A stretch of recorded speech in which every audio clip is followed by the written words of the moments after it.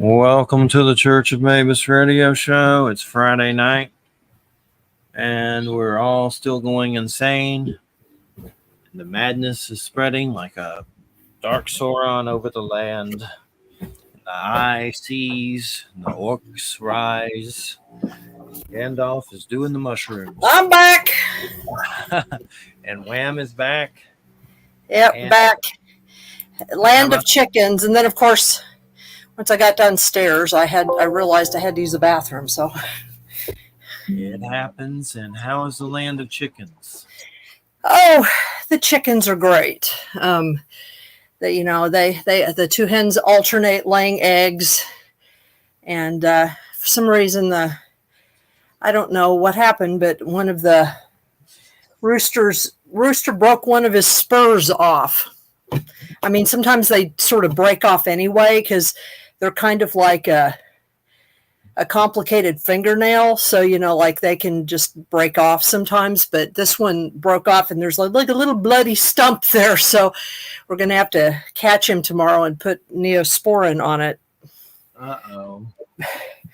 I mean, who knows? I mean, he might have just, he might have done anything and it can happen. So they were sort of needing to be trimmed as it was. So the one that broke off was kind of the long one. So they do break off sometimes. But the real story is, I was telling you before we started, is our cat is really sick. So she is being forced to endure indignities that she has never before endured, like having to be forced to stay inside, and because she was attacked by something that bit her really badly. And because she has kidney disease, you have to be really careful, like what kind of antibiotics to give them. And they have to be given at certain times. And so that she doesn't bug the wound, she has to wear the cone of shame. And she's getting used to that. She's never worn the cone of shame before. So she's completely freaked out. I'm just happy she ate some tonight. She figured out how to eat. So, but she keeps running into things because she doesn't, the cone, she's not used, she's used to rubbing and stuff, and she can't with it. So Yeah. It's kind of sad to watch it. I feel bad for her, but Yeah. It'll only be for a few days. So as long as we can keep her going for those few days, I keep telling her, just give us 5 days and you can go back outside again, So she will recover from it. It's something recoverable. Yeah, at this point, yeah, it is. Yeah. Good. Well, the kidney disease isn't. That's old lady disease. I mean, she's old. She's 16 years old, so she'll never recover from that. But the bite, she was up to date on all of her shots, so we didn't have to deal with that. So we've had a lot of dog deaths and some cat deaths, so many that you got to really keep up with it and remember it. And I remember them all, but we had a lot of them here, and they were getting older, and there's been a lot. We have like a pet cemetery back there. Oh, God. By the field. And it's from the family that my mom's side that's here in the other house. And then this is a smaller house, but theirs have died too. So it really literally is a pet cemetery. Yes. Well, we had a guest that was coming on tonight, Richard Jermox, which I guess that's how you say his last name. But he came to me wanting to come on the show. And, well, he's not here. So he was a Bigfoot Trumplegooch. And I saw him with a Q t-shirt. But he was filling in for someone on the fly. Maybe he'll show up, but he may not. So we're going to talk about GhostTube and whatever else happens. And if he don't show up, then it'll just be another Trump supporter that's ripped me off in the last year. What's new? Nothing new. Yeah. But I saw the debate, and, it's just scary from every side, but definitely Trump seems like a Batman villain to me. And there was something I shared from Jimmy Kimmel on my wall that, let me see if I can find it really quick. That was pretty interesting that he said. That was a Batman kind of quote about all this. And it was oh, just because you think Alfred is too old to take care of the Batcave, you don't replace him with the Joker, Jimmy Kimmel. And the Trump thing just does seem like a crazy, dystopian Nazi situation to me. Like it seems like some has Napoleonic and the Antichrist vibes all the way. So Yeah. but I don't run. Bobby Dizzle earlier was defending Trump in the group and said, "Why haven't you asked me on in a while?" And I have asked him on. He said he was busy, but I haven't singled anyone out for their beliefs. If I went by I used to do that to people, but I don't do it this much anymore. Jay's still on the show. He's a co-host, and he sucks Trump butt, and I give him crap for it. But I gave Bobby Dizzle crap for it. But I don't think I'm, even though I'm doing Biden as a spite vote against Trump gooch people that have ripped me off for thousands of dollars, the only candidate I ever felt anything for was Bernie. I really don't even like politics. I understand it, and it's a necessary evil, so to speak, on many different levels, but I even thought about burning my ballot on Facebook or something. But I'm going to do a spite vote for Biden. Oh, you're funny.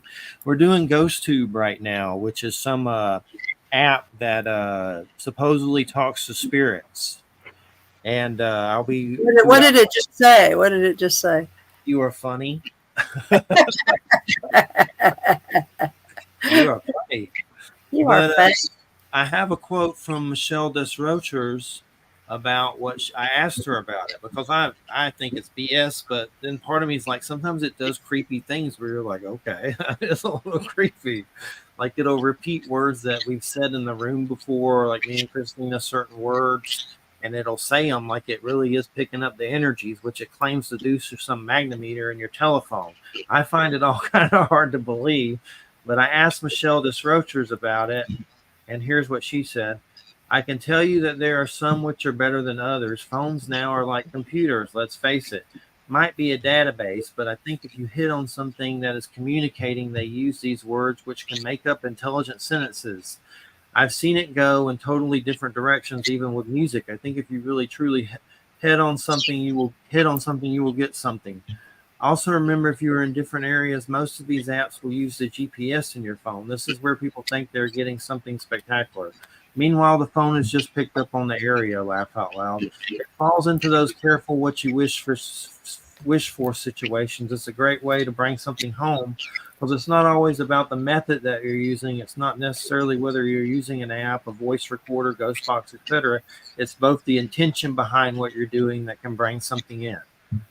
So that was pretty interesting way to look at it, that even though it may not, be the absolute communicator, the intention that you're going into a cemetery and trying to do that could, hook you up with. Oh yeah.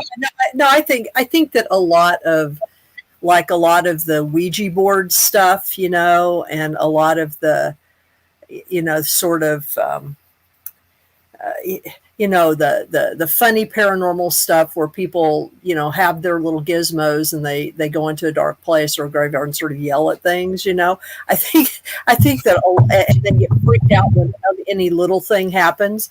I think a lot of sort of the reactions, I think they generate a lot of the phenomena that actually occurs. I think that's, there's suggestible stuff there.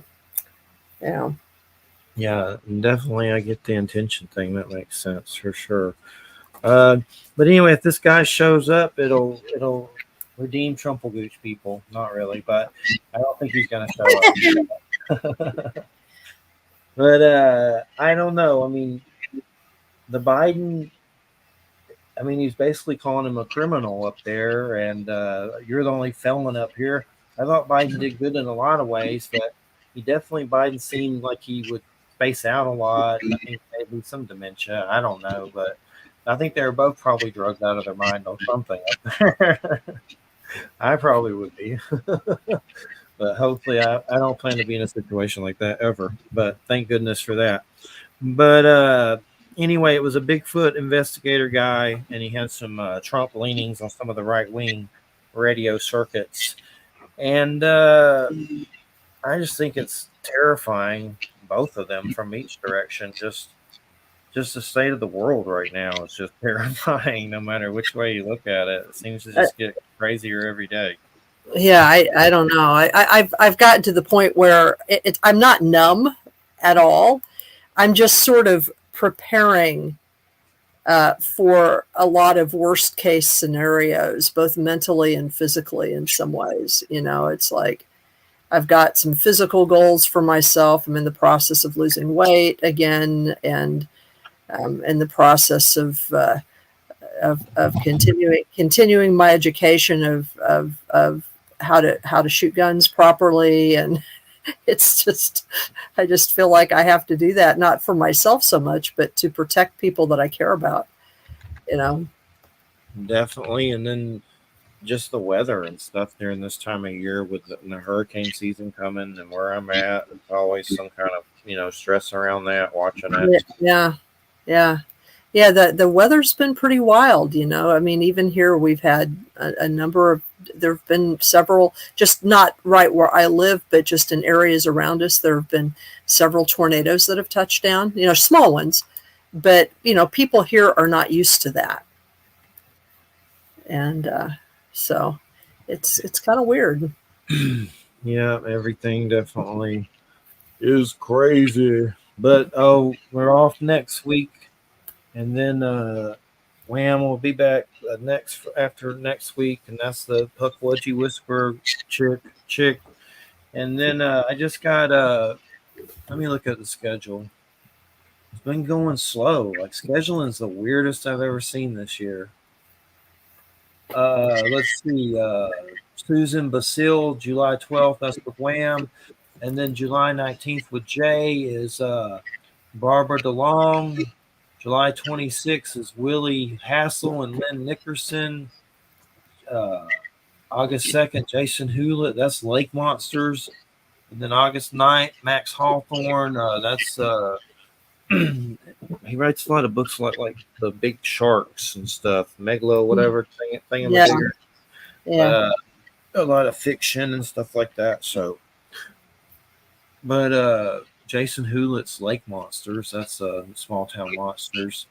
But then I'm trying to fill up the rest of August. It's just weird. Like, I've never seen like a lot of family emergencies, and I mean, that would have been fourth in the row last week if it wasn't for him coming anyway in a crappy situation. And then this week, like there's the guest isn't even here, so it's like it's the apocalypse. But I mean, I actually have a lot of friends who are going through a lot of stuff, a lot of deaths, a lot of family deaths, or almost deaths. Emergencies. It is odd. It's an odd time. It's very strange. It's funny. Mark Eddy's in chat. Mark, if you have any questions, let us know. Our guest is AWOL.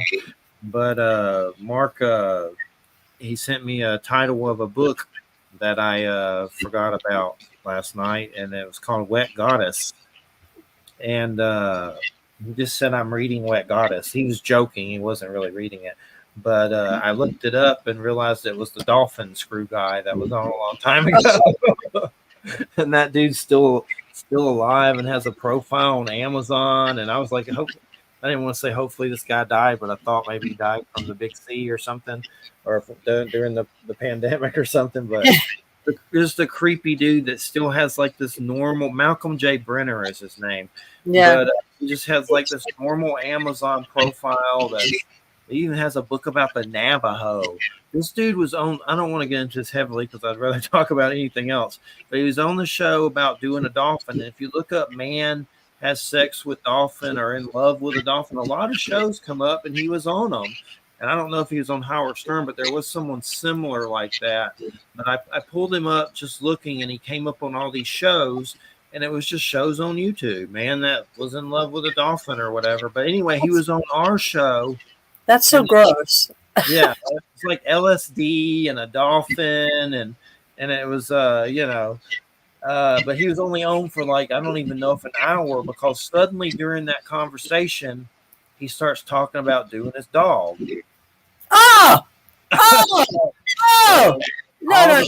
All the spot, like we had with Joe threw him off air, and which I didn't want to hear that. Like I was having the hard time with the dolphin. I just kind of did it. It was a Howard Stern stupid thing that I did. That was Yeah, yeah. Oh, that's my early year. It's like my first year of doing shows, I think. It's so gross. I mean, you know, it won't happen again. I'll tell you that much. There won't be, we'll avoid that subject matter. I'd rather do a King Arthur show. well, obviously, yeah. But those are hard to come by. We've done them. Graham Phillips. Yeah. But anyway, I'm trying to figure out how to show the new Nosferatu trailer to everybody. If you want to see some crazy movies, Robert Eggers has done The Witch, This is another The Lighthouse, The Northman, and now he's redoing Nosferatu. He's a really good filmmaker. Like all of them have done well, and they're weird and different. But now he's doing Nosferatu, the remake of it. Let's see if I can put it up. It's only 2 minutes, and we'll share it. I'm a big Nosferatu collector of Nosferatus. Well, it's because you're the chubby version. That's right, exactly. Let's see if I can. Wait a second, it's showing that screen. I have to figure it out. It's confusing. Wait, okay. Share. Always takes me a minute. Entire screen, window. That's not what I want to do. Something don't make sense. Let me close it. Let's see. Don't start. All right, hold on. But have you ever been on anything where they use Ghostbox or been around one of those kind of apparatuses? I've been around a Ghostbox. I mean, Gail has a Ghostbox, or she has used a Ghostbox. I don't know if it's hers or she borrowed it from a friend, but I've been around it while she's used it. Cool. All right, let's see.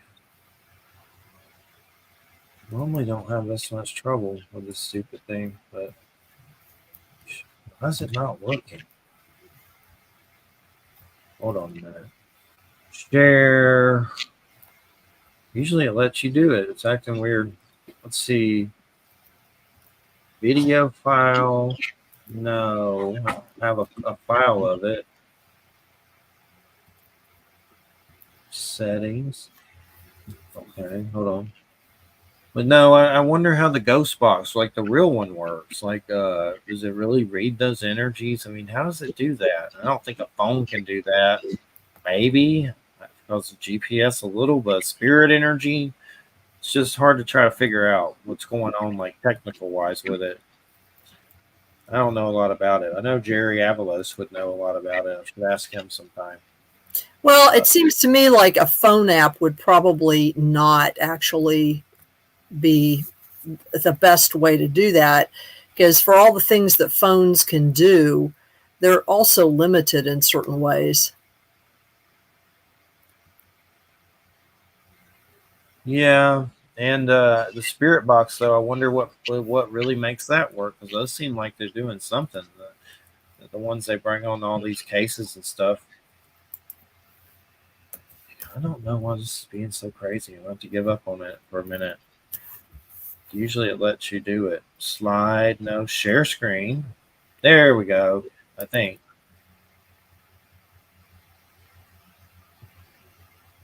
Acting very strange. Share.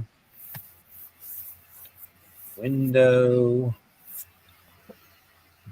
Let's see if it'll do it now. Some reason, is it showing it up there? Wait, hold on. I don't see it. Add the stage. Okay, there it is. Oh, it's doing the infinity thing. What does that even mean? Well, in other words, it's showing your screen, but it's showing it sort of like in infinite regress. There we go. Can you see that? Yeah, I can see it. I can see it. Okay, well, hopefully you can hear it. Let me know if you can't hear it. Okay. Oh yeah, you can't hear it. Yeah, you might have to go into settings, and in settings there might be something that says, like in Zoom, there's a setting that says you have to set the sound to computer. Okay. See if there's something like that. Remove from stage. I've done it before, but it seems to be acting weird, like different. Something ain't right because I never had that much trouble with it. Audio.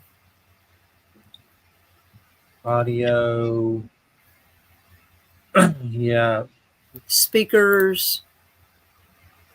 Yeah, I'm on audio. I don't see anything about sharing anything. Stereo audio, automatically adjust mic, layouts, general. Well, here, what I'll do this is, let's see, how to play video on, what is this? StreamYard. StreamYard. StreamYard. Yeah, let me try let's see. How to play video clips in StreamYard. Oh, it is a. Can you hear that? I heard something. What was that? Hold on.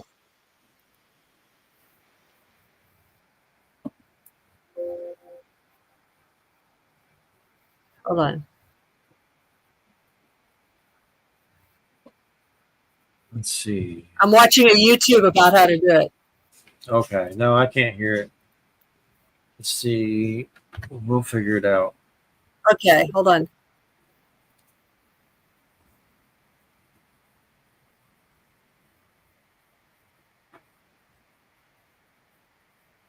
Should be easier, that's for sure. Usually is. That's why I don't understand.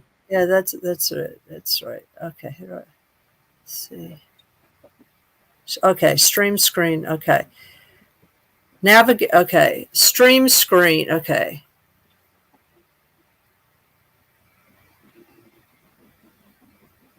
Show how to show a video in StreamYard. Slides. Extra camera, share screen. I see that. Let's see if this will do it. It seems like it might be doing share. If you share, if you select, you'll see the option to select video. When you share. I have done it this time. Let's see if we can hear it. I think I did it. Okay. Let's see. Come to me. Yes. Come to me. Hear my call. Come to me.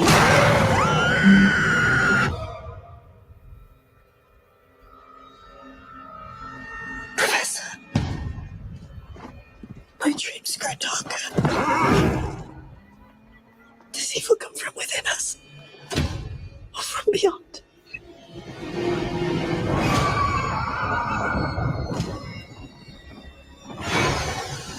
Well, it looks like Willem Dafoe is in it.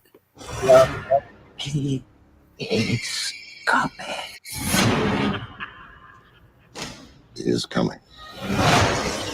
He is coming to us. Oh! He's coming. Who is coming to my child?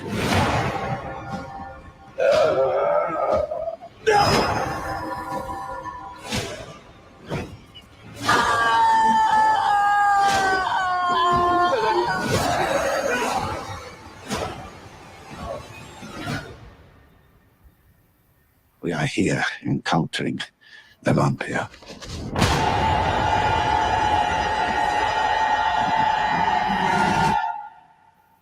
Nosferatu.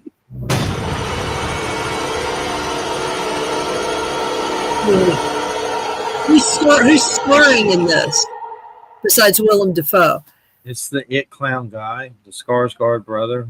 That's one of the Skarsgårds, that Swedish family that has a lot of actors in their family. He's done the It Clown, the newest one, the newest Stephen King It Clown guy. Oh, uh-huh.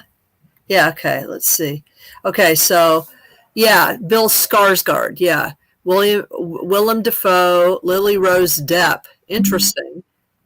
Emma Corrin. Let me check this off. But did you ever see William Dafoe in Shadow of the Vampire? No, I didn't. That's I one. just remember him most in the Passion of the Christ, or the Last Temptation of Christ. In Shadow of the Vampire, he plays Nosferatu. He is Nosferatu. William Dafoe is Nosferatu, and John Malkovich is F.W. Murnau, and it's about them shooting Nosferatu.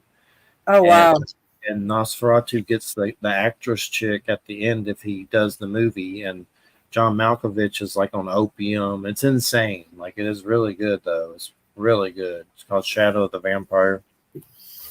I'm going to have to watch it. I like vampire movies, actually. They're about my favorite. Vampires and zombies. Let's see if I can find a Shadow of the Vampire trailer. That's one you might have to like buy on DVD or something. Like, it probably $8 but $9 or something. No, it wouldn't be a lot. Let's see. Trailer. It's definitely a must see.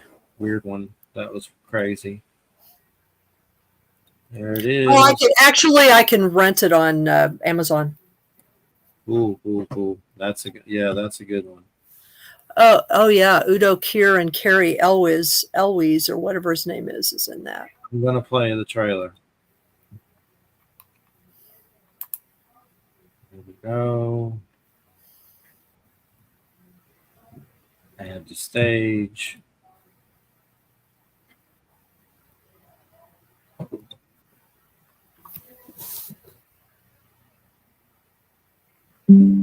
Roll camera. Iris in. Begin. It's been a fitful night, but you wake refreshed. What is that beside you? It's a book about vampires. Nosferatu. Director F.W. Murnau had an obsession to create the world's most realistic vampire movie. Meet Count Orlok. The overture to our Symphony of Horrors. He dug up an actor I'd like some makeup. Well, you don't get him. who didn't just play the part. But you're not feeding. No, you're not drinking her blood. He lived it. What is the matter with you? Where did you find him, really? From Lionsgate Films and producer Nicolas Cage comes the haunting tale of the uncompromising. You will have no close-ups. No. The unimaginable. Blood! Blood! And the undead. Academy Award nominees John Malkovich. I will finish my picture! And Willem Dafoe. This is hardly your picture any longer. Shadow of the Vampire. How dare you destroy my photographer? Why not the script girl? I'll eat her later. Oh, goodness. That looks good. That's a must-see, for sure. That's one of my favorites, for sure. That guy that did it's like Elias Maherj. And he also did this weird-ass movie called Begotten. That's really weird, like a lot of weird black and white video of things deteriorating and death and just the weirdest thing you could ever watch. I have it on a hard drive somewhere, but that's a weird guy that makes those that movie. What is that? Oh, that's my YouTube still playing. Merlin Magic Potion, some kind of techno music starting to play about Merlin. But apparently we were stood up by a Trumplegooch Q supporter. Did he see something on my wall he didn't like? Maybe, that could happen. He never said anything under any of it. But and he came to me, so. But anywho, I renamed it GhostTube. I'm going to read some things that GhostTube is this app that supposedly talks to spirits. Let's see what it's been saying. Let's see. GhostTube, let's turn it on. It was on, but I think I shut it off by accident. It's free on YouTube. I mean, not YouTube, free on Google app. Of course, they want you to subscribe and do something. Did you hear that? It said pathetic. You're pathetic? Yeah, the guest is pathetic. Stood us up. Pathetic, right? That's what you're talking about. Probably not. I don't know. But anyway, so far it said, since we've been on, this is what it said. Abused. That was at 7:04 p.m. You don't understand. That was at 7:05. Ralph at 7:05. Prison. It always says that for some reason. 7:12. Yes. 7:19. Worried at 7:20. You are funny at 7:21. And 7:45. Pathetic.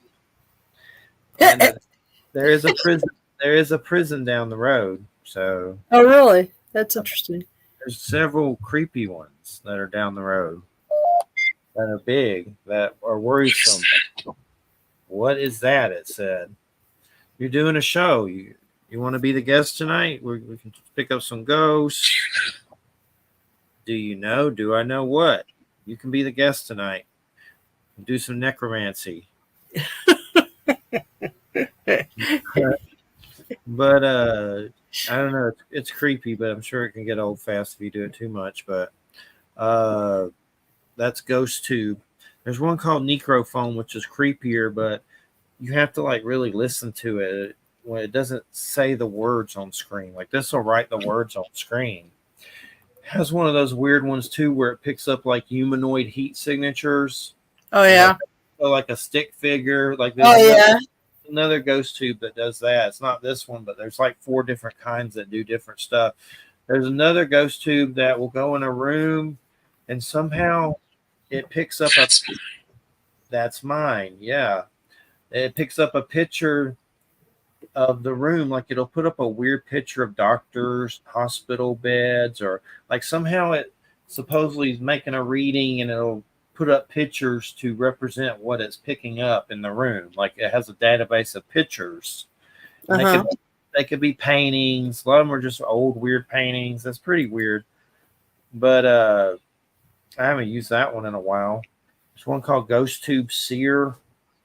I'm not really sure what that is. Like I'm still trying to figure out what they are. Of course, my first reaction is they're all BS, but sometimes they are creepy. And I could see how your intention might affect it if you're wanting to do that and something's around or whatever. But here's the humanoid one, I guess. Trying to figure out. What about, there's even on your app an EMF reader. Like somehow it claims it can pick up EMF from your phone. Like it's just called EMF meter. So I've been looking at some of these weird apps, which a lot of them, you seem to just, your automatic reaction is that's BS, but it's weird because a lot of them have like these positive weird reviews under them and like people really claiming stuff, and who knows what's real or not on there. But let's see if this one will do a picture. Seer, I think. See if it picks up a picture. That's recording. Okay, it's doing a picture. Somehow it's picking up a picture from the energy in the room. Let's see if we can show it. It's hard because it's stupid background. Yeah, I can't see it. There it goes. There it goes. Making a picture, but it's hard to. Does it use some kind of AI or something? I don't know, but I've wondered that. It looks like a bunch of knights or women in dresses in the night. It looks weird. I don't know what it is, but there's a lot. Look up GhostTube if you're bored sometime on Google App Store. There's a lot of weird stuff on there, but gosh, no guests. Let me check Facebook. Nothing.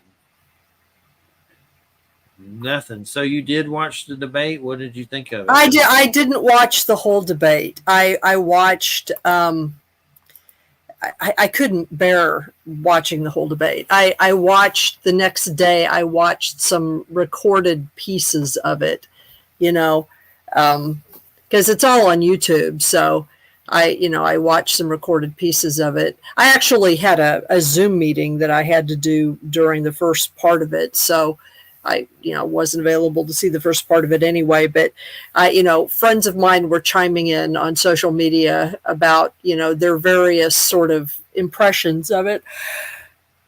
So I kind of figured that it would be a shit show. So, I kind of figured it would be. It's like you've got this crazy drunk lying uncle over here, and then you've got this dead guy over here. It's kind of like that's how I see it. Yeah, accurate. And I don't know. Both sides seem scary, but Trump seems a little scarier. Well, the thing is that it's for me, it's not really about either one of them. I mean, because neither one of them will actually be running the show. Presidents don't really run the show.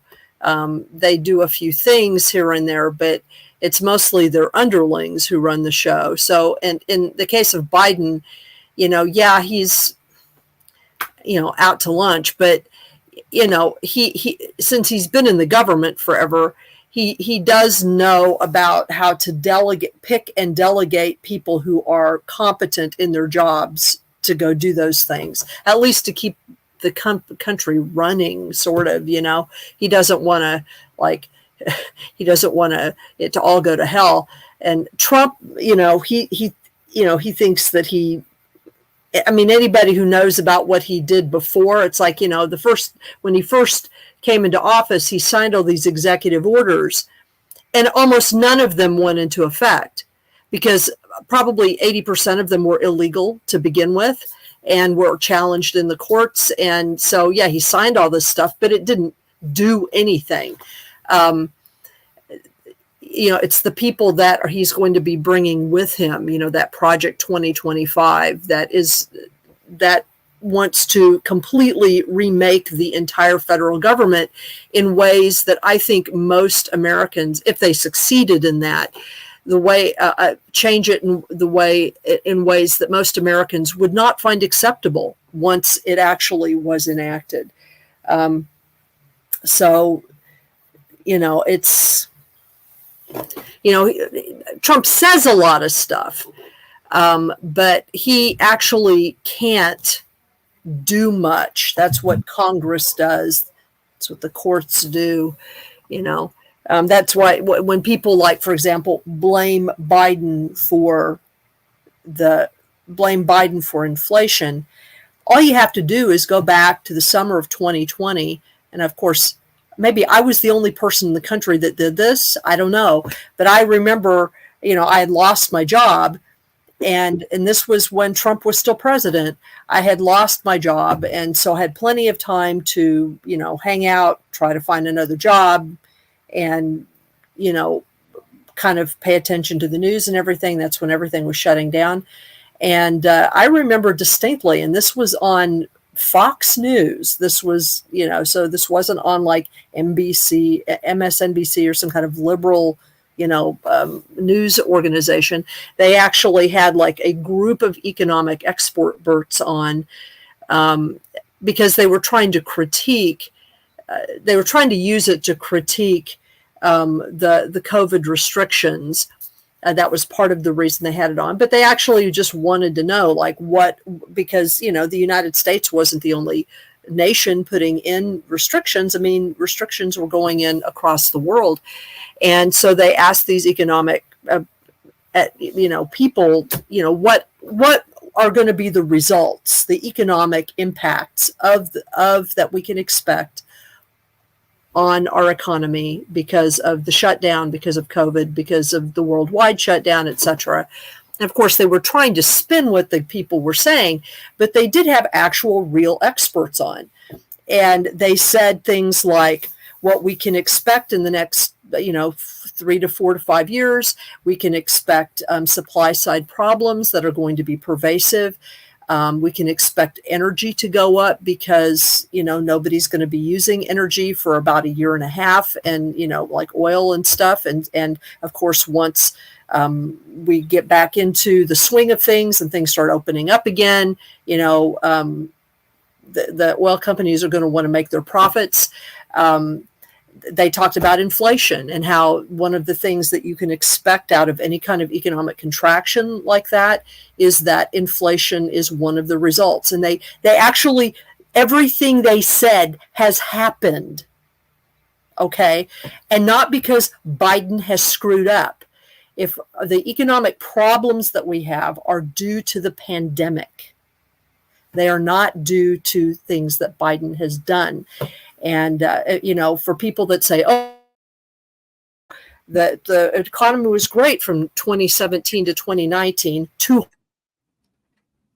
was before the pandemic, and Trump was riding the waves of a pretty decent economy that he'd inherited. So it's like, he didn't do that. Bobby Dizzle, he rolled back a few restrictions, his administration did.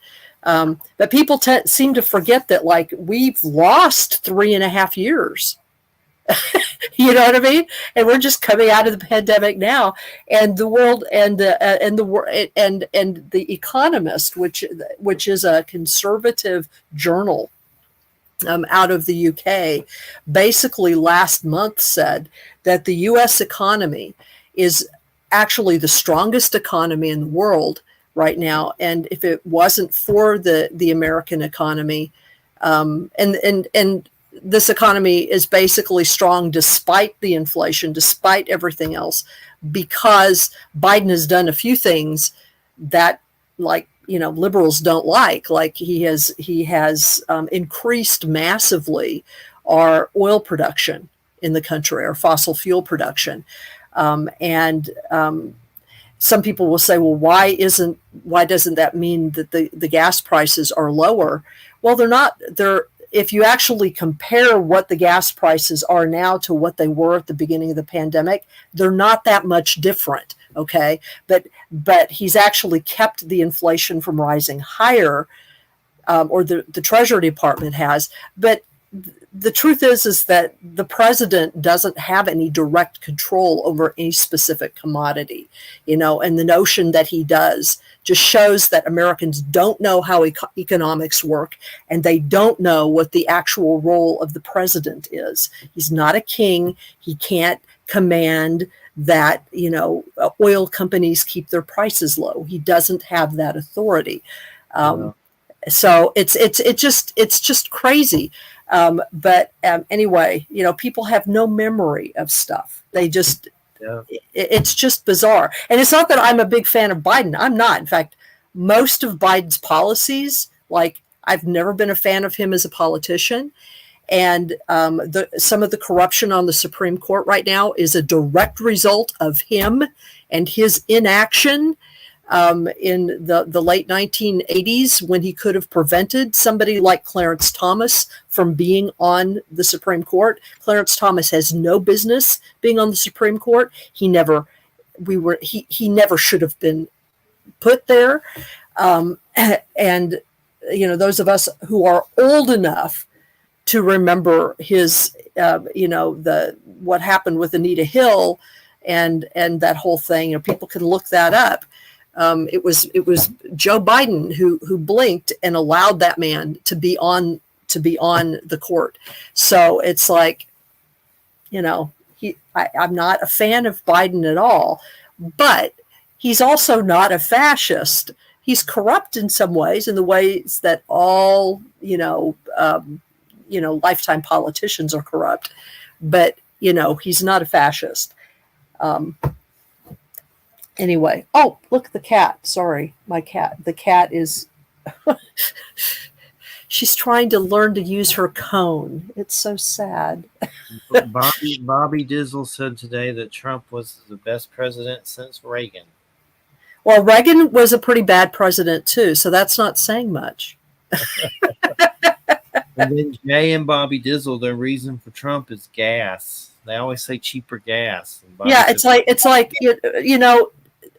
the gas is not going to get cheaper under Trump because he has no control over that.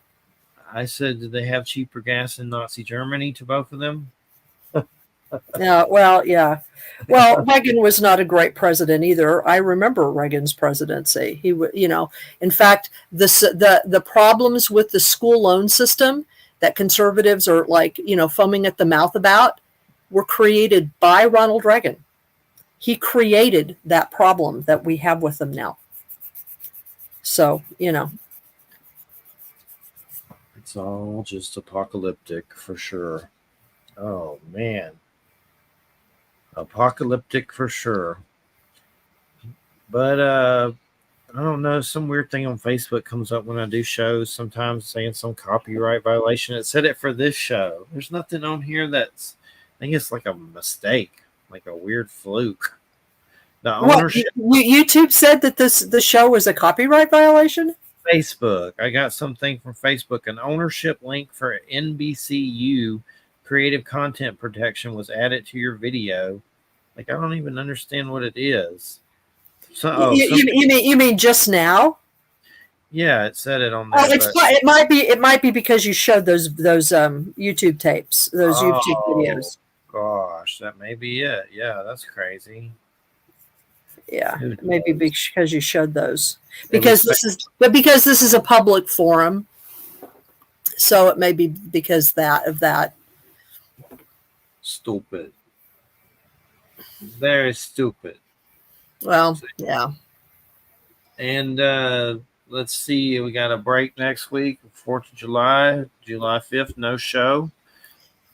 Michelle has Dr. Tori set up to talk about the Antichrist. That's an old one. Who's going to talk about the Antichrist? Dr. Tori. It's just like an archive.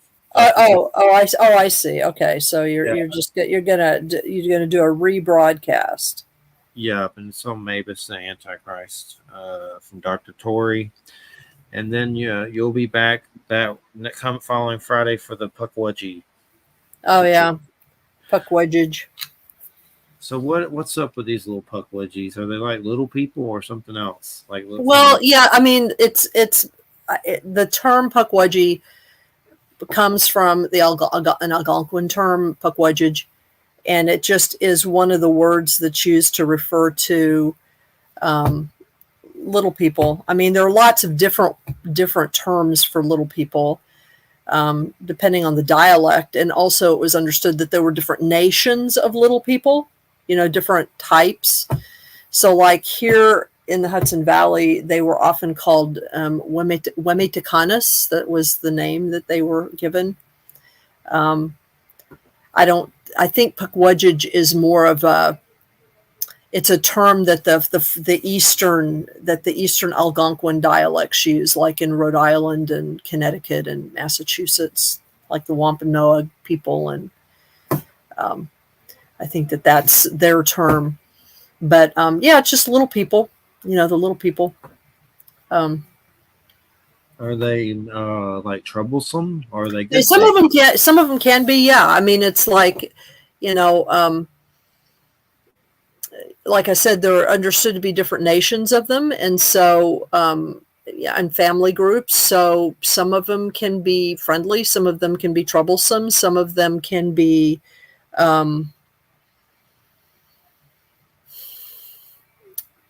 Well, some little people groups can actually be dangerous, and I know that I mentioned this in my book, but I've also talked about it, at least here in the Hudson Valley. The way it's been described to me is that if you see lights in the woods, like the fireball lights, that depending on the color of those lights, that's how you can tell whether the little people, they're connected to the little people. So that's how you can tell whether or not you're dealing with folks that are like nice or neutral or bad. So that, if you're dealing with lights that are white or whitish or kind of yellowish or gold or orange, that they're fine. And they're good. It's good or good intentioned. So orbs are a sign, or they're like just orbs? Well, we're talking like fireballs. These are the lights that are, it's very common, at least here in the Hudson Valley, for people to see lights, especially over like in the woods or in like over trees or under around water, like, pools or lakes or something. And they'll play sometimes. They'll come up out of the water and they'll sort of play and move around. And so what I've been told is that based on the color, like I said, you can kind of tell what kind of folks you're dealing with. So you want to avoid like dark red lights, or especially if the lights are kind of green or blue. For some reason, those are the more mischievous, possibly dangerous lights that those are the little people that will try to deceive you in some way or trick you, or that's just what I've been told. I mean, I personally have I've seen a few lights. I personally have only seen white lights here, white or orangish lights, personally. But I know of people who have seen other lights, like one of the guys that I interview in my book. He had an experience with a couple of friends. They were driving to a town called Amenia, which is right on the border between Connecticut and New York, and they were driving to like kind of a dance party or something. And as they were driving there, he said what he remembered was that all of a sudden he had him and two buddies, and all of a sudden there was like this really bright bluish green light in the sky that sort of appeared before them on the road and sort of started doing these maneuvers. And it was so startling that they stopped the car and got out of the car. And then he said, and when I was interviewing him, because I had asked him, because I'd interviewed him for the book around some other experiences. So I had asked him, have you ever had any other experiences before? And so this was the first time he had ever told anybody about this experience, the first time he'd ever remembered it. And he said, he sat there for a minute and he goes, what's really weird is that I remember getting out of the car with my friends, and we look up and we see not only is there this one green blue light, but there's like a couple of others that show up and they're like maneuvering in the sky. And he said, but what's weird is that the next thing I remember is us pulling into my driveway. Like they never went to the dance, and they don't remember why they went home. And so, and when he thought about it, he said he realized that there was like a chunk of missing time in there. So, that's all I know about the little, I've seen is what I've been told about the little people, in lights. That's all I know. I've seen like some energy orbs in the sky that were big, like red and blue, circular. Was definitely partying and on probably something, but I've seen those with friends, and we were under the influence of something, definitely. And for some reason, there's been situations where I've seen those kind of lights, but these were bigger, but they were over the house and they were like moving in space, like blue and red and just moving around. And there was one time we saw some strange, like almost like aerial life that was connected to the sun, like almost like ocean life in the sky, and we all saw it together. It was really weird. Best thing is like a jellyfish in the sky or something, like an amoeba in the sky. Right, exactly. Yeah. That was when the sun was coming up. It was definitely crazy. I'll never forget it. But it's one of those things where we all saw it. We'd been up all night partying, doing all kinds of dumb stuff. But that was the 20s, the early years. But can't do that anymore, or I'll be in the ER. But anywho, we got some fireworks for the 4th of July, and usually people shoot them around here. But have some brownies and some hamburgers and hot dogs. And hopefully, it usually rains every 4th of July here anyway. Shh. That dog does that. How do you stop a dog from doing that to every person every time they come out of the room or into the house? And no matter I what you do, they won't stop doing it. I don't know. I I don't have dogs, so I don't know. It's something weird that's very annoying. They don't do it all the time, but too much. Wired haired terriers. But yeah, that Robert Eggers movies are usually pretty good. The one doing Nosferatu. There's The Witch, which is I guess it's like a Protestant family. I don't know if they're I think they're Protestant. They're almost like pilgrims or something, but they live in like a village and all this crap. And there's a black goat they call Black Phillip that comes. That's kind of like the devil and a witch and gets really crazy, definitely insane. Uh, and then there's The Lighthouse, which has William Defoe and God, what's his name? Why am I forgetting the Twilight guy? Can't think of his name right now. Edward.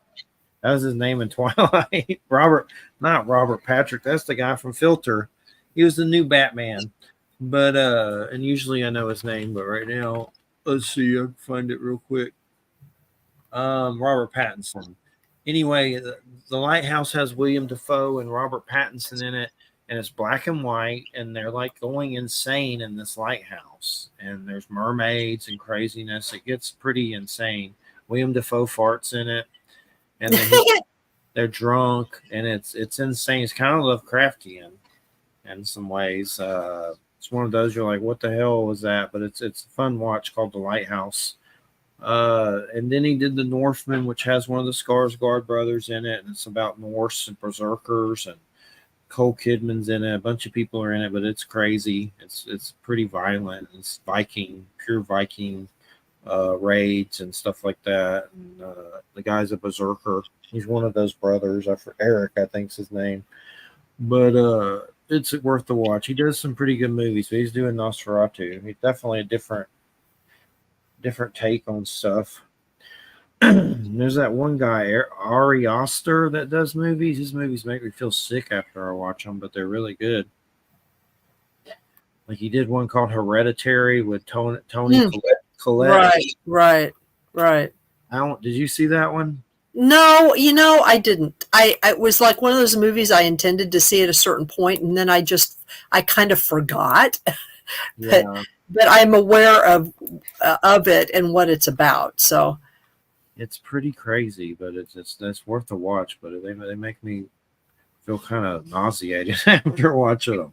And then he did one Midsummer, which I guess is kind of like about Jewish culture, and it gets into sacrifice, kind of like Wicker Man, and that it's kind of sickening.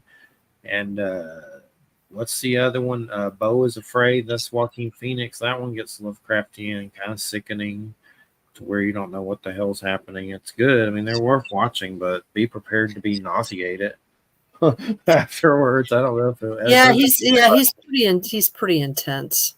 Yeah. I've seen everything. I've seen a lot of you have seen everything. Those Terrifier clown movies. He's like the newest Jason Freddy, but he's a Terrifier clown. He's on my Facebook. He hates Trump. David Howard Thornton. But they're really good, but they're sickening. It's about this clown that kills people, and it's gruesome. And he does an amazing job playing that creepy ass clown. But there's some sick shit in it. Like it's bad. But I'll watch it once, maybe twice. But other than there's also like these like he disfigures the people, and it's crazy. But he's like the newest Jason or Freddy type situation, but it's extreme. Definitely took it to an extreme. We've been watching some old movies with Emilio Estevez in them a lot, like Repo Man, Men at Work, Maximum Overdrive, like those 80s, the 80s sleaze. They're good though. Yeah. They're on Amazon. Trying to think what else did we watch? Some stuff like that. One there called Dudes I want to watch. I haven't watched it yet. A lot of paranormal caught on camera. There's good footage on there that I don't know if it's real, but there's some pretty good stuff on there. It's just like footage and supposedly the person that has the footage. So it seems like they're vetted pretty good. I wouldn't trust everything on there, but usually every time they have the person that supposedly took the video and they're there. There was this crazy one, like of mermaids almost, and it was a guy from Florida that his job was to be in a ship, and something came out and made weird noises, and he got him, and it does almost look like a mermaid. I don't know if it's real, but it looks pretty damn crazy. The guy should do movies if it's not real. But another one, they got like the sea serpent, and it's this old couple that saw it in the water. Unless they're actors and faking everything, there's real investigators from the radio circuit that talk about the cases and stuff. But it was like almost they thought it was that Ogopogo and the lake monster, and it had a weird head, like almost like a Chinese dragon in the water. Like it looked like one of those, like something you'd see in Chinese mythology, and it was weird video of something in the water. But if they are faking it, they should do movies. That's about all I know. But I don't trust everything on there. You can't. On those sleazy shows, those paranormal shows, there's a lot of UFO stuff on there too. A lot of stuff caught up on security cams and things like that are weird. There was one family where they were having poltergeist activity where the drawers and stuff would open, and they got it on video, and the wife was like terrified waiting for the husband to get home, and the drawers would open by themselves in like a bathroom dresser. And then they moved to get away from it, and it followed them, but then they actually just moved next door. Then the stuff started happening there. If you're going to move from it, next door is probably not the best way to get rid of it. It's pretty amusing. It's called Paranormal Caught on Camera. But let's see. What's going on with bird flu? Is that the new one they're trying to ramp up? Bird flu. What about it? I mean, it's spreading. It has been spreading for a little while. I think the latest situation is that it's passed to U.S. dairy cows, and it's from the U.S. dairy cows. There have been 4 reported cases in the United States. 3 of them were the most recent reported one was at the end of May, so there were 3 people of the 4 that were exposed to dairy cows that had them, and 1 that was exposed to poultry that had them, but everybody recovered. No humans died. So basically, but right now, there are 4 human cases. There are some sporadic cases that have been found in certain mammals. Let me see if it says, my understanding is that it has passed to not only cows, but there have been goats and sheep that have been found infected, as well as some wild animals like deer, rabbits. Although it doesn't seem to be serious in those animals, like the poultry, the mammals, the cows that have been infected, they don't die or anything. It doesn't affect them as much as it does birds. Poultry flocks, but dairy cattle, there's sort of an ongoing outbreak of it, so they're kind of watching it because, like I said, that's where 3 of the 4 cases in humans were found that they were exposed to it through cattle, it's most widespread in wild birds. That's where the poultry concerns are picking it up, is through wild birds, because you'll have a poultry concern, but wild birds always hang out with chickens if they go out or something, And then if you have a large poultry concern, then it spreads very rapidly. And it seems to be most serious in birds. Obviously, it's a bird flu. And, you know, that's all we can really do here about it. It hasn't, so it's continuing to be monitored. So there are not, as of the end of June, there were 92 dairy cow herds in 12 states that had confirmed cases of it. But all of those animals survived. Even though there have been 4 people that have been confirmed having it, they have been monitoring over 500 people because of their contact or exposure to infected animals. But only 4 of them have been confirmed as having it. So you can catch this from sick or dead animals, including wild birds, poultry, or other domesticated birds. So you should, I'm sorry? Can you get it from insects? No.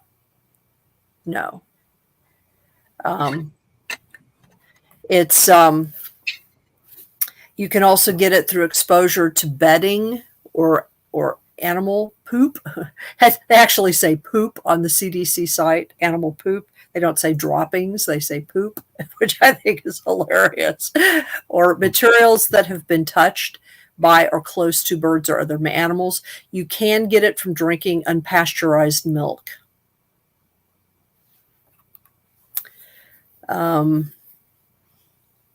So if you wear protective clothing, that reduces your risk if you're working with these animals of getting it. And that's kind of where it is right now. It has shown up in ferrets and weasels as well. So, yeah. So, I mean, the fact that it is passed to mammals is concerning. Here. Thank you. The fact that it is passed to mammals is concerning because that means it has jumped, you know, species type. But I just got given food, by the way, so I'm going to take a bite of this quesadilla. Go right ahead for sure. So I just had a peanut butter and jelly sandwich, and I was like, "Oh God, the hunger is hitting again." Get something better than that after the show for sure.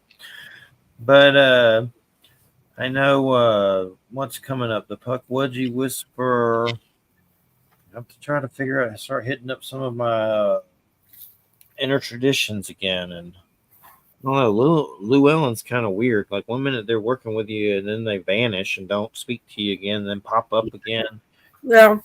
There's publicists. I mean, the publishers act strange sometimes with stuff. It's weird the way they act lately. Erratic. Some of them just vanish. You know, like, are they still even here?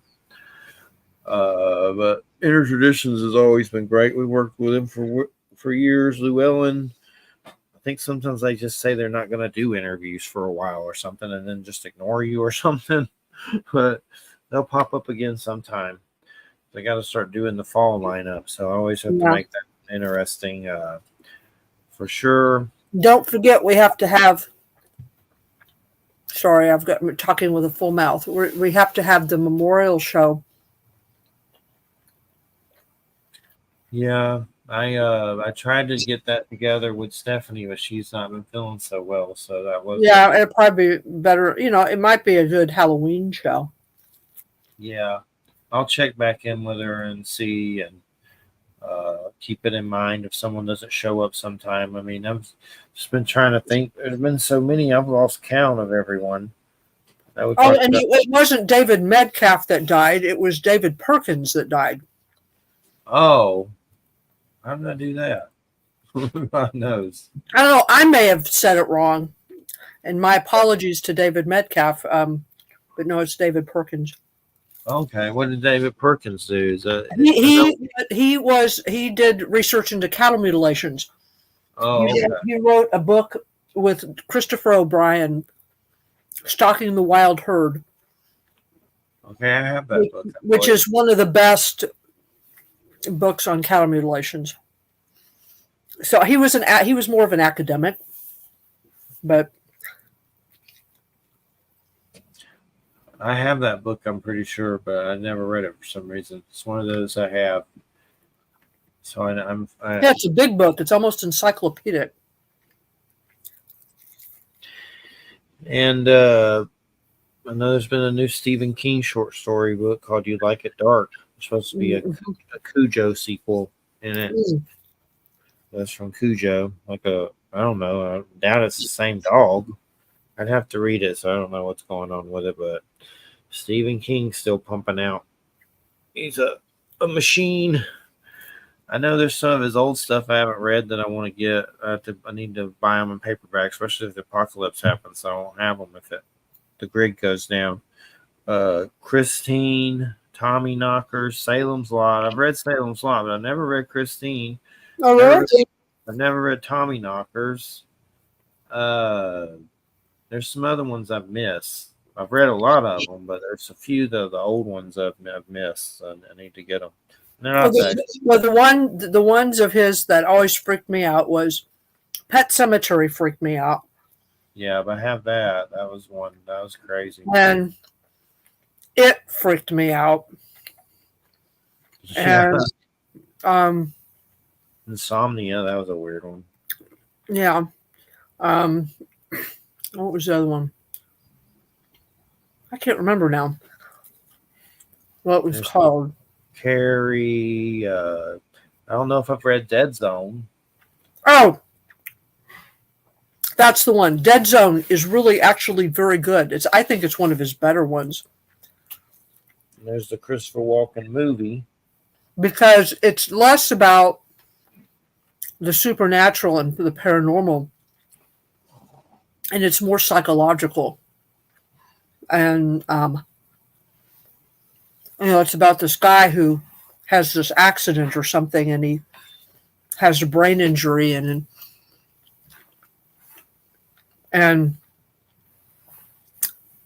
out of that brain injury emerges this ability to sort of know when people are going to do terrible things or when terrible things are going to happen. So it's kind of interesting. And there's The Shining. I mean, Yeah. I've read that, I'm pretty sure, but Dead Zone I'll have to check out. I've seen the movie. An old one we saw recently, me and Christina, Dreamscape. That was really good.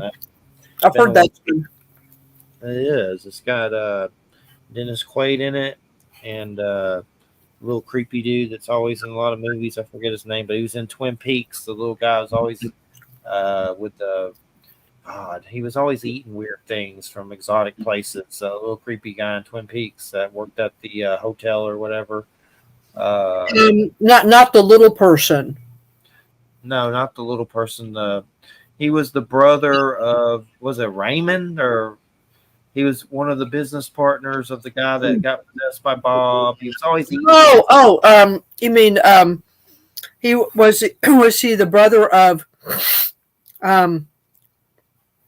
of Ben who owned the? Yes. Oh yeah, Jerry. Yeah, Jerry. Jerry is in Dreamscape as the villain. You mean the actor or the character? Actor. Yeah, the actor. The actor is. Yeah, he's always a little prick and stuff. He's in the Warriors. He's always like a little prick at everything, just about. Yeah. But Dreamscape is good. It's about like dream assassins, and it's pretty crazy. Max Van Sydow, whatever's in it. Did I say his name right? An old actor. It was a good one about like government spies that come in your dreams and kill you. That sounds like real life. Yeah. And God, that guy's been in a bunch of stuff. He was in The Crow. He's always like a little prick. I know I saw EC Comics is coming back. They have some new titles that they used to do, Tales from the Crypt and all that kind of stuff. Those old comic books, they're making a comeback. That's pretty interesting. With a title called Epitaph from the Abyss. Epitaph, am I saying that right? From the Abyss. Mm-hmm. Yeah. And the other one is Cruel Universe, which will have like little weird short stories and stuff. But I used to read those Tales from the Crypt. I got rid of them somehow. It was like a hardcover I had of those old comics. They were really good. I don't know what the hell I did with them, but a long time ago. Those old comics, pretty creepy. David Patrick Kelly. That's the Okay. name of that's the name of the actor. I haven't seen him in a while. Patrick Kelly. Yeah, wow. He looks weird. What is he like? Looks like an old little dude. Must Well, be like said he's there's a beard. He's like has a beard and looks like Einstein. Yeah, he was in a bunch of different stuff. The Warriors, which is an old gang movie by Walter Hill. Street gangs. It's pretty amusing. Some of those old gang movies are pretty amusing. There's William Dafoe's Streets of Fire. I saw that. I didn't see it, but I was going to see it. Some other one called The Unloved. William Dafoe's been in some weird ones. If you go through his IMDb, you can find some weird old William Dafoe stuff. That's pretty weird. I saw Martin Scorsese's doing a new Jesus movie. I saw it. I know he did Last Temptation of Christ, was pretty weird. But he's doing one that's based on some Japanese book, which I'm not sure exactly what it's about. I'm sure I know Jesus, but I'm not sure the context or whatever. But I saw Last Temptation of Christ not too long ago again. That was pretty weird. Definitely. That's an intense movie. Yeah, it's weird. Not even sure exactly what happened in some of it, but it's one of those kind of different. It was based on a book. Yeah, a book that was written by a Greek author. But this other one he's supposedly doing is a Japanese book, based on a Japanese book. Excuse me. I know their H.H. Holmes' Devil in the White City fell through. That was kind of crappy. They were going to be doing that on Hulu, Martin Scorsese and all them. And I think DiCaprio and Keanu Reeves and stuff, but something happened and it all tanked. It ain't happening next. Yeah, that would have been good for sure. I don't think they've ever did a movie with H.H. Holmes in it, just like shows and stuff. No, there's never been a movie of that. That would be kind of intense to do. Like an old Hammer film or something. But I don't know what. Did you ever see Tears of the Flower Moon? Yes, Killers of the Flower Moon. Yeah. Killers of the Flower Moon. That was. Yes, I did. That was intense. Yes, it was. That's like one of those movies, like Schindler's List, that you see once and you're really glad you saw it, but you don't know if you ever need to see it again. Yeah. You know what I mean? It's just really intense. Yeah, it was rough. It's not one I would be in a hurry to watch again, that's for sure. Yeah, it's not like, oh, let's just plug this in and watch it. You know, you have to kind of give yourself a bit of time to watch it and then digest it. Yeah, it makes you feel sick. It was cool the thing they did at the end with all the powwows and stuff, the powwow thing and stuff. Oh yeah. No, that was. It was good. I mean, the act, I thought, some people, criticized that it was kind of slow, but, I thought it was acted really well. So I didn't really notice how long it took. It was kind of like, for me, it was kind of like Oppenheimer. He was no longer than Oppenheimer. And, with Oppenheimer, you had to sort of, both movies were kind of like, you had to have all of that in order to kind of let everything finally unfold and kind of reveal the horror or the wonder of it or whatever, you kind of needed all that. So, I don't complain about stuff like that if it's done well. I think Yeah, people are just used to hour and a half action movies, and so they complain if they have to sit any longer. yeah, Oppenheimer was good, but it's not something I'd want to see anytime soon again. It's one of those kind of flicks. I never saw Tenet. That was one Christopher Nolan did. Tenet. Yeah, I know. Yeah, I've seen most of his films. I like him. He's one of my favorite directors. I like his version of Batman. His Batman movies, his Dark Knight movies.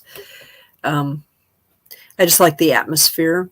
I like his, he kind of is more true to some of the original story and concept of what Batman originally was in the comic books. Kind of a tragic figure. Not so much just a hero. And Batman was one of my favorite things. even the stupid Batman that was on TV. Oh yeah, that was rough. I saw it as a kid, but the new Batman was pretty good with Robert Pattinson. That guy Paul Dano did Riddler. He was insane. He did a good job. But they're doing a spin-off on HBO of that new Batman with Colin Farrell, a TV series, about Penguin. Oh yeah. On HBO, yeah. Colin Farrell's the Penguin. But supposed to be doing an Arkham Asylum show on HBO that's different stories from Arkham Asylum. I would hope that happens. That'd be pretty interesting. Like, just takes place in the prison. I mean, the mental institute. But yeah, the new Batman's pretty good. They're doing another one, and there is a guy that was playing Joker in that new Batman, and there's a small scene, and the guy, who is he? I forget his name now. But there was a clip that showed up that was missing Barry Keoghan. Barry Keoghan was playing him in the new Batman. It was just kind of like a weird scene between the Riddler and Joker in the jail and the prison, or I think they were in Arkham. But so he's coming up in the next one. And the guy that's doing these new Batmans did the Planet of the Apes movies, the newest ones with Woody Harrelson and all that. So those are actually decent. So it's turning out pretty good so far. But I'm more of a fan also of I love the Christopher Nolan ones, but I love the Tim Burton ones too. I love those. Mm-hmm. Yeah. Those were a hoot. Those were really good. I know they want Nolan to do another one, which he might at some point or not, but they're trying to. They've thought about it for sure. Doing a fourth Batman. A fourth, yes. Need Clayface. Clayface is a good one. He might be in the next one, the next Batman. I've heard there's rumors of it. It's like Superman. I like those a lot better, those Christopher Reeve movies, than I did a long time ago. I always thought Superman was just kind of like too good, but I've he's grown on him. There's some villains that they really need to do more of from Superman that they don't. Brainiac and Bizarro, and it's always just Lex Luthor, and that's about it. And the Zod and all that, which are good, but there's some that are really crazy that they could do. I know they did Bizarro on that TV series. I never watched it though. Lois and Clark or something that was new. I heard it was actually pretty good, but I didn't get to watch it. It's on CW. I don't normally do CW. I haven't before anyway. But did you ever watch Supernatural? I never watched that, but I hear a lot of people talking about it. I've never watched it. Me neither. I know there's that Vince Gilligan or whatever that did Breaking Bad. He's supposed to be doing an X-Files kind of show, like an X-Files paranormal type show at some next. That's coming up from him, so I'm hoping that's good. That's his next project. And Breaking Bad and Better Call Saul were really good, so here's hoping it's something decent. Supposed to be bringing X-Files back. I've heard rumors. Oh, really? Are they? I'm assuming they're going to get other people to play the main parts. Yeah, and there, I guess they might the old characters may be on it. I don't know, but there was some big things about it that I've heard that something's cooking up. What's going on with Star Trek on Paramount? Anything new with that? Um, well, not recently. I mean, Discovery, ended. Um, Apparently, Strange New Worlds has been approved for 2 seasons, not just one. Um, um, I believe that Netflix has released the 2nd season of Prodigy. I believe. Yeah, I saw that on there. I didn't watch it, but I saw it on there. Let's see here. Just a minute. Let me ask the bubble a question here. I saw the guy that's doing Picard's doing something interesting. That the one that did the Picard show, he's supposed to be doing something. I can't remember what it was next, but it wasn't Star Trek or something else. Picard showrunner next show. Okay, so it will be released. The 2nd season will be released. The first season is on Netflix. The 2nd season is due to be released July 1st. So the guy that did Picard, his next project is going to be an Enemy Mines situation. Yeah. They apparently have filmed the movie about Section 31, whatever it's called, I can't remember now, that stars Michelle Yeoh. They apparently have actually finished the film, but it's in post-production or something, doing the reshoot, whatever reshoots they need to do or whatever. They don't know when it's going to be released yet, though.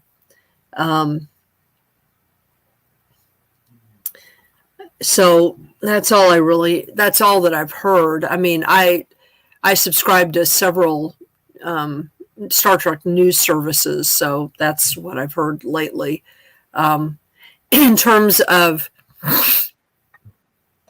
even though there's a lot of desire for a something called Legacy that would star Seven of Nine as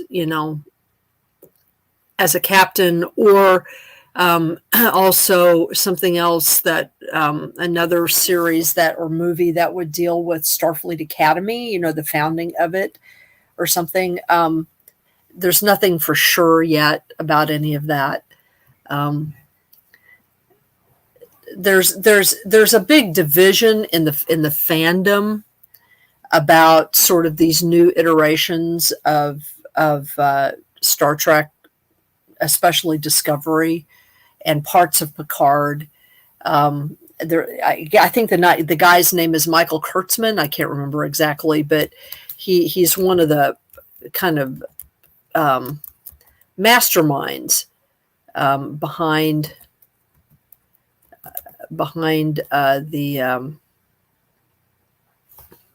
these remakes, and a lot of fans, more traditional fans, don't really like. Discovery is very controversial. People either really like it or really hate it. I'm actually kind of in between with it, because there are parts of it that I think didn't work very well. And although I understand why they did certain things, because they were trying to appeal to a new kind of batch of audience. So I understand why they did certain things. And that certainly introduced a whole new, it certainly jump-started Star Trek again. And some of the characters were great. But of course, a lot of people were really upset that, you had, your first gay characters and your first non-binary characters. And, Michael Burnham was not sort of the model of a traditional Starfleet captain.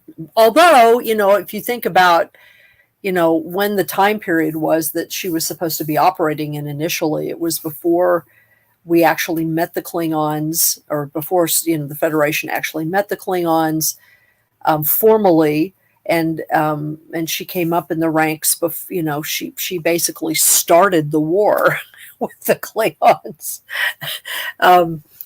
inadvertently, but yes, and so she's an older contemporary of the same group that will produce James T. Kirk, who, if you remember in the original series, was hardly a model officer.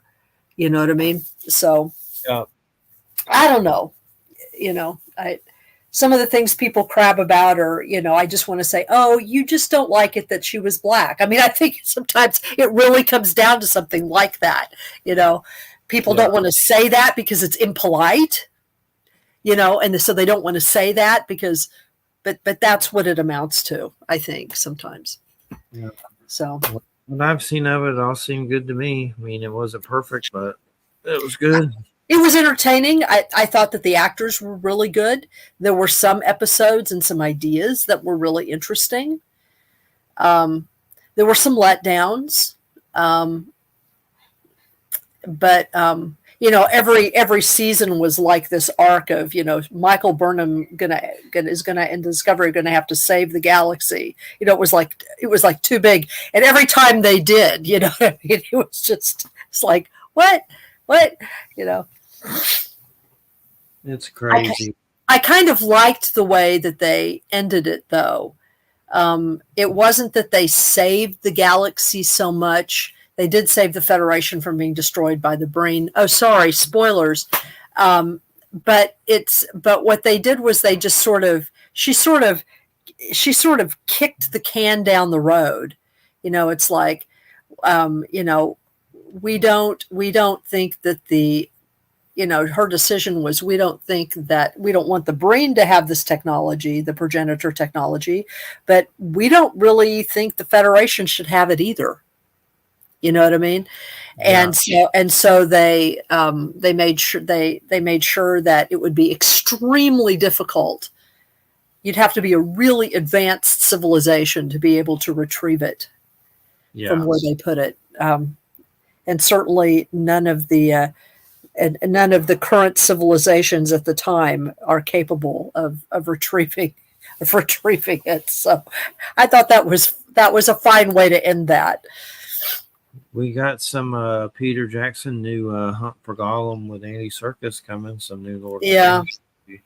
It's not that exciting, but I mean, hopefully it's good. I mean, the name, I've heard people making fun of it, but one thing that's funny, we only got a few minutes, not long, about 7 minutes. Some funny thing that I thought you'd find amusing. I see a lot of the right-wing crap. I have to, unfortunately. Right. There's this crazy thing with JFK Jr., and I guess he's the dead one or whatever, and he was a Democrat, I'm pretty sure. But for some reason, there's all these right-wing personalities popping up who claim to be him reincarnated. There's this one dude, I swear to God. There's this one guy named Pascal Nadaj, Nadaj,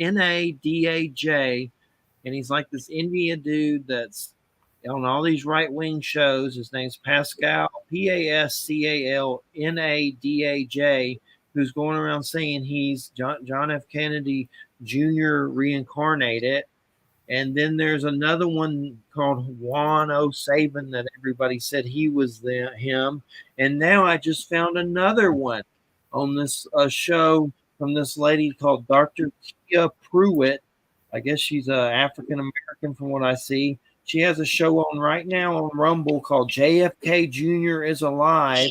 Live interview with Dr. Kia Pruitt, JFK Jr. tonight. And it's this guy, John Kennedy Jr., and he is claiming that he is JFK Jr.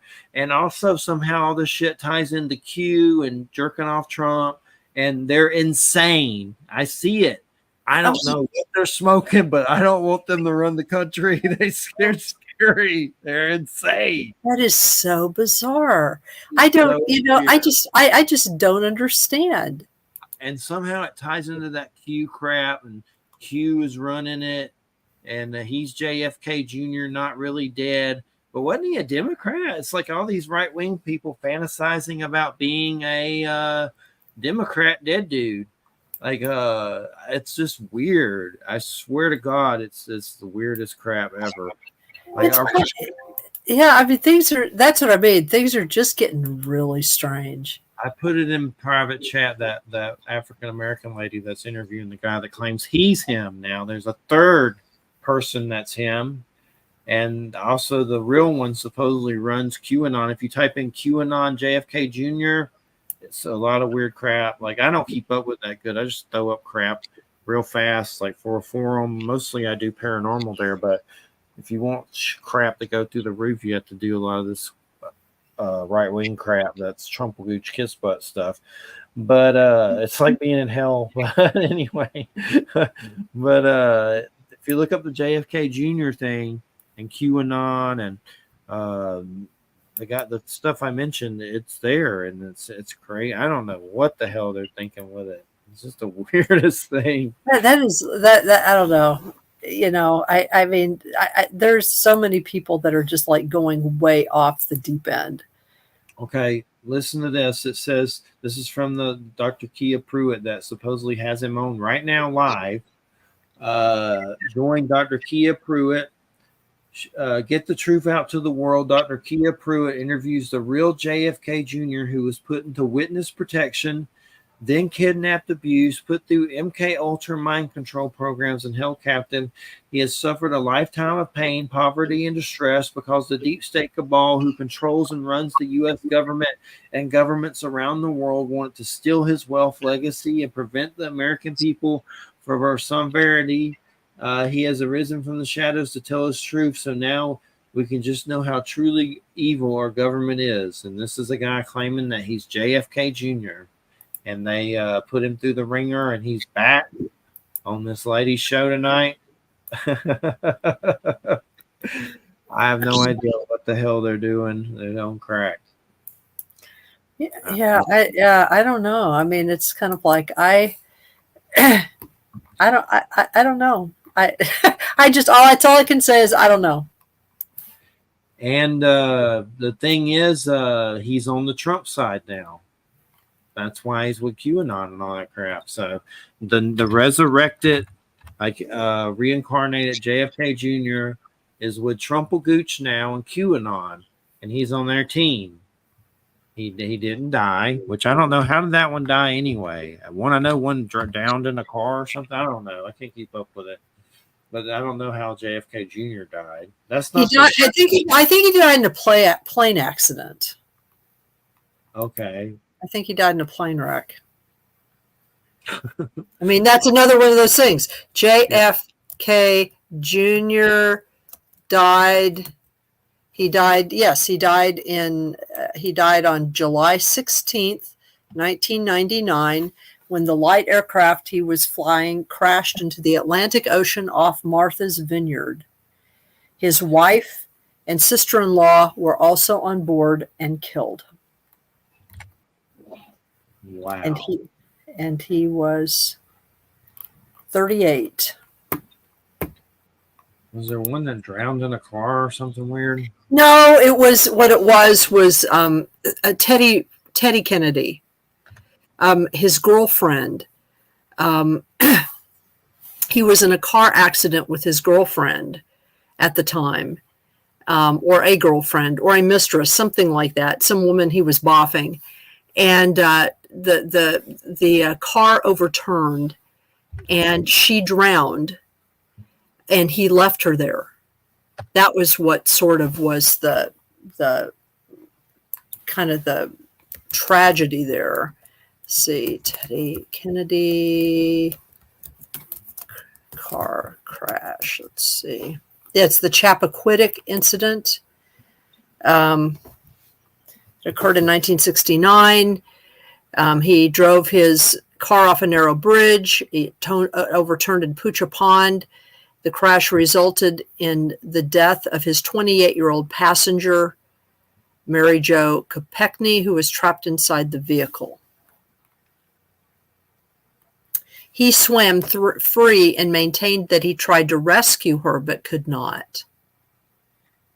Yeah, a lot of the people that believe this JFK Jr. reincarnated or whatever Q crap, they also probably think that Adam Sandler's in Gitmo and he was, or Tom Hanks was executed in Gitmo. These weird lists that come out we've talked about. It's like the same weird, like an alternate reality that's bizarre, like these big celebrity lists. Like Madonna's been executed, Brad Pitt, Gitmo.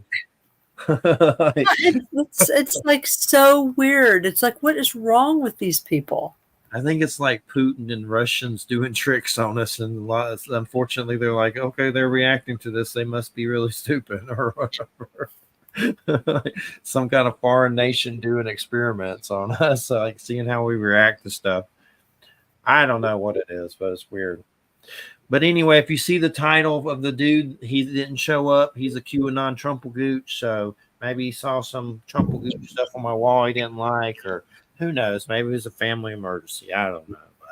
But thanks, Wham, for holding up the show, because when guests doesn't show up, it really just makes me feel weird, like have an OCD thing or something.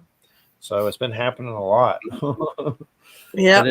It's just mostly stress and the way things are going. It ain't nothing we're doing. It's just like family emergency. Like one guy died before the show. Isn't that weird? He like friggin' died. Yeah. That is so weird. It's like, I'm so sorry, but it's like, that's really, I've never even heard of such a thing. Oh my God. But he was coming on about the afterlife. Well, I guess maybe what we should have done for that show is we should have pulled out a Ouija board and see if he could report directly, Yeah. See what GhostTube. But all right, everybody. Thanks, Wham. Thanks, everybody. We'll see you after the holiday. And everybody have a good weekend. Happy 4th of July. Oh, say, can you see? Okay, I'm going now. Bye. Good night, everybody.